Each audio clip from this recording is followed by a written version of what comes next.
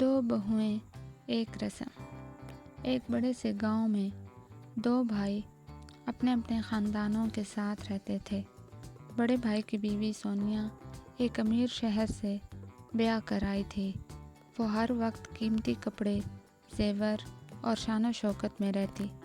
چھوٹے بھائی کی بیوی رخسانہ ایک غریب مگر نیک دل گھر سے آئی تھی، سادہ مزاج اور خوش اخلاق۔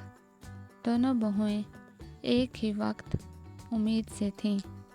گھر کی بزرگ ساس دادو اماں نے فیصلہ کیا کہ دونوں کی گود بھرائی کی رسم ایک ساتھ ہوگی۔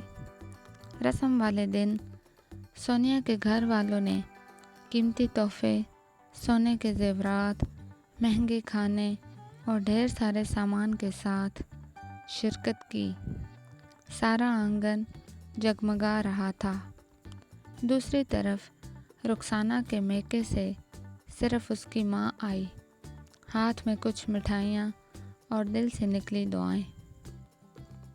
اس کے پاس دینے کو قیمتی چیزیں نہیں تھیں، مگر اس کے چہرے پر محبت کی چمک تھی۔ جب گود بھرائی ہوئی تو سونیا کے گلے میں سونے کی مالا ڈالی گئی اور رخسانہ کو دعاؤں کا ہار پہنایا گیا۔ دادو اماں نے سب کے سامنے ایک جملہ کہا، بیٹیاں جو پیار اور دعا لاتی ہیں وہی اصلی خزانہ ہوتا ہے۔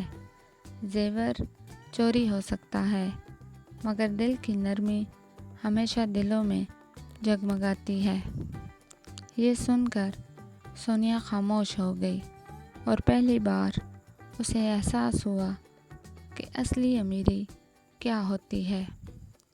سونیا نے رخسانہ کو گلے لگا کر معافی مانگی اور رسم کے بعد دونوں بہویں سچے پیار میں ایک ہو گئیں۔ دولت سب کچھ نہیں، اصل امیری دل کی ہوتی ہے۔ اگر ویڈیو پسند آئی ہو تو ہمارے چینل کو سبسکرائب کریں اور اسی طرح کی جادوئی، اخلاقی اور لوک کہانیاں دیکھنے اور سننے کے لیے بیل آئیکن دبائیں۔